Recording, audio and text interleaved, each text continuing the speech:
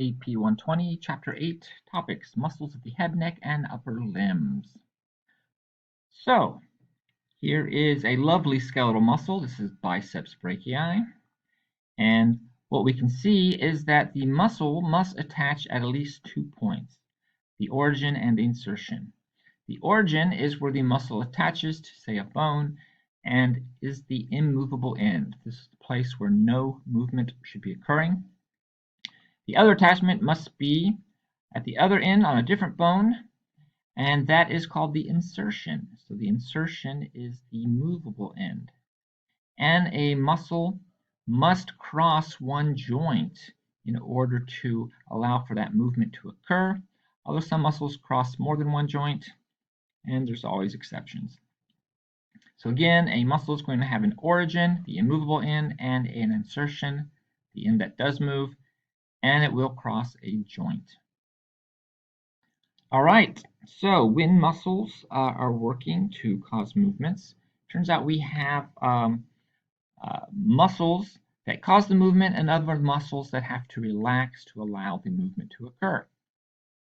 So the muscle doing the majority of work would be called the agonist. The agonist or prime mover contracts, causing the movement, in this case causing the hand to move toward the shoulder. And sometimes there are other muscles that help the agonist get the job done, and these are called synergists. They could add some to the force being generated. They could help stabilize the movement so there's no shakiness to it. And then at the same time, there are opposite opposing muscles that have to relax and stretch a little. And these are the antagonists. So as the agonist contracts and causes movement, the antagonist relaxes and allows the movement to occur. So they don't really oppose each other, they work together by doing opposite things. All right, so what movement is occurring at the elbow as the hand is moving toward the shoulder? Hope you said flexion. You're going to want to make sure you remember all of those different categories of movements. Muscle naming. Muscles can be named for a variety of reasons, which can lead to some information being found in the muscle's name. One category is muscle action. So adductors adduct, abductors abduct, flexors flex, extensors extend. That one's pretty straightforward. Sometimes muscles are named for specific body regions. So it might have oris for mouth, cervicis for neck, brachial for upper arm, carpi for wrist, gluteal for buttocks. Could be a relative position to other similar muscles, so anterior, posterior, superior, inferior, or superficialis, and profundus, so more superficial, more deep. Muscles can also be named based on their attachments, so sternocleidomastoid is where this muscle attaches to the sternum and the clavicle, and then goes up and attaches to the mastoid process temporal bone. Intercostal between the ribs, fibularis longus near the fibula, zygomaticus major near the zygomatic bone, attached to that. And finally, the muscles could be named based on the orientation of the muscle fibers and the sarcomeres.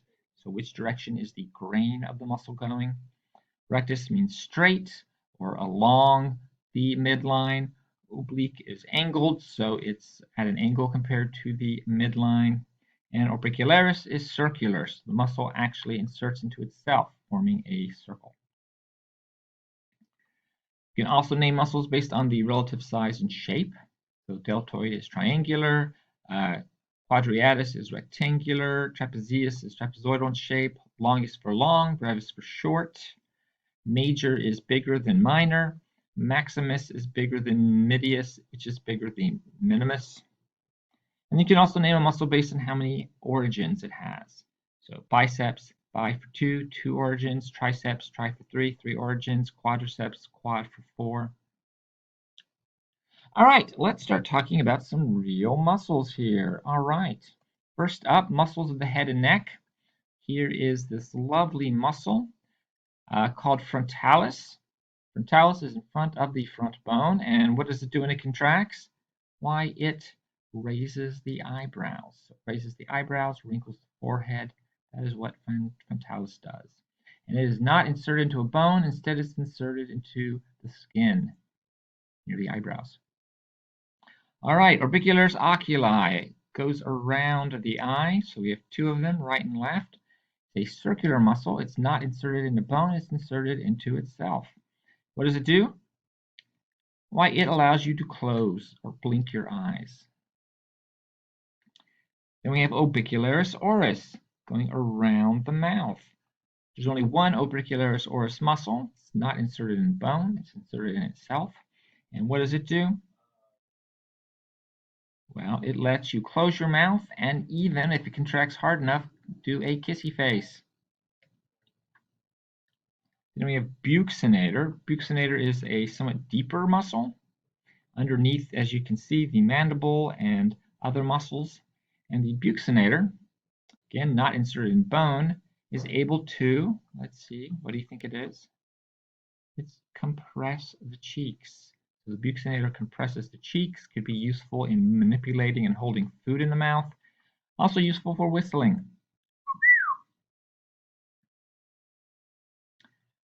All right, moving on. Here is the temporalis muscle. It's on the lateral sides of your head, sort of near the temporal bone. It inserts into the mandible, as you can see. And what does it do when it contracts? It elevates the mandible, raises the mandible for mastication, for chewing. So if you actually put your hands on the sides of your head and you clench your jaw really tight, you can feel temporalis muscles contracting. All right, masseter. Masseter is another muscle that inserts into the mandible. It also elevates the mandible to allow for chewing, to allow for mastication. So if you put your hands on either side of your face, just a little in front of the ears, and you can clench your jaw real tight, you can feel the masseter muscle contracting. All right, then here is the sternocleidomastoid muscle. You don't need to remember this, but its origins is the clavicle and sternum, and it inserts into the mastoid process of the temporal bone. Don't need to remember that. What you do need to remember is, what does it do? Well, it turns out it both flexes and rotates the head. Unilaterally, if just one sternocleidomastoid muscle contracts, then it'll rotate the head. It'll turn the head toward the opposite direction of the muscle. And then if both sternocleidomastoid muscles contract at the same time, it'll flex the head. It'll let you bend the head down to look down at the floor. All right, here is pectoralis minor. This muscle is a deep muscle. It's underneath pectoralis major, and it goes from the ribs to the scapula. Again, you don't need to know the origins and insertions. I'm just including it there just because. But you do need to know what it does. What does the scapula do? Well, it turns out it both protracts and depresses the scapula. So protracts, when the muscle contracts, it pulls the scapula forward anteriorly, sort of that poor posture slouch, and then depresses the pelvic girdle, the scapula, so that if your shoulders are raised up high, then that can pull them back down, depress them back down in a controlled manner. All right, Cerritos anterior, sort of see it on this image, wraps around the lateral sides of the thoracic cage. Actually has a lot of origins, something like 8 origins on 8 different ribs. And it inserts into the scapula. What happens with Cerritos anterior contracts? Well, protraction of the scapula. It pulls the scapula forward, pulls it anteriorly. All right, then we have the trapezius muscle. This is a broad back muscle going from the shoulder to the neck down to midway down the back. Here are 2 trapezius muscles next to each other. And what happens when trapezius contracts? Well, it will retract the scapula. It will pull the scapula back or posteriorly, giving us better posture. Also, if only the top portion of the trapezius contracts, then it can pull up or elevate the scapula, raising up the pectoral girdle. And this, of course, is a movement that is not at the shoulder joint. The movement is occurring elsewhere. Trapezius can elevate and retract the scapula. All right, muscles that move the humerus. We have pectoralis major, very large chest muscle. It inserts into the humerus, allowing us to flex the arm. So flexing the entire arm so that it's moving anteriorly or forward, and also adduct the arm. So if the arm's already out laterally, it'll pull it back down to the side. Latissimus dorsi, another big muscle in the lower back this time. It also inserts into the humerus, and it causes the arm to be extended. So if the arm is already pulled anteriorly, it'll pull it back posteriorly. And it also can adduct the arm. So if the arm is already raised out to the side laterally, then it can be pulled back down to the side. Deltoid muscle. What does the deltoid muscle do? It turns out it is involved in abduction of the arm. It pulls the arm out laterally. Can do these other things, but we're only going to focus on this. It abducts the arm. Now moving on to muscles that move the forearm. So bending at the, or straightening out at the elbow. So we have biceps brachii here, a very important muscle of the arm. What does it do? Well, it turns out because it crosses both the shoulder joint and the elbow joint, that it will flex at the shoulder joint or flex at the elbow joint. So it can flex the forearm at the elbow. Then we have brachialis. Brachialis is underneath or deep to biceps brachii. It crosses only the elbow joint. And what does it do? It flexes the forearm. So it causes the elbow to flex.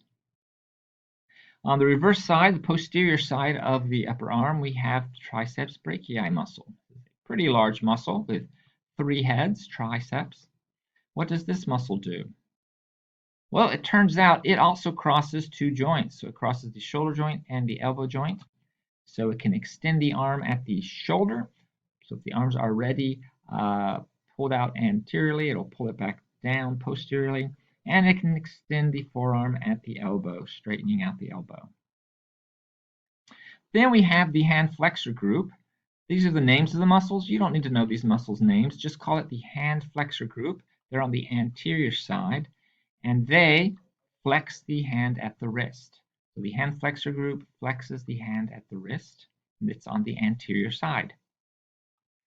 Just worth mentioning, one of the muscles in the hand flexor group is called palmaris longus. Goes straight down the center toward the palm. And it turns out that some people do not have this muscle. So for instance, this woman here is sort of clenching her hands, and in one arm she has the palmaris longus muscle because this tendon is bulging, and the other hand she does not have it. And it turns out it doesn't matter if you have it or not, it isn't really helpful. All right, on the posterior side of the forearm, we have the hand extensor group. Again, you don't need to know the names of the muscles.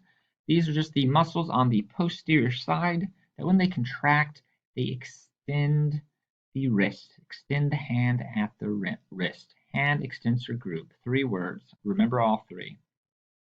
All right, and that is it for this part of the lecture.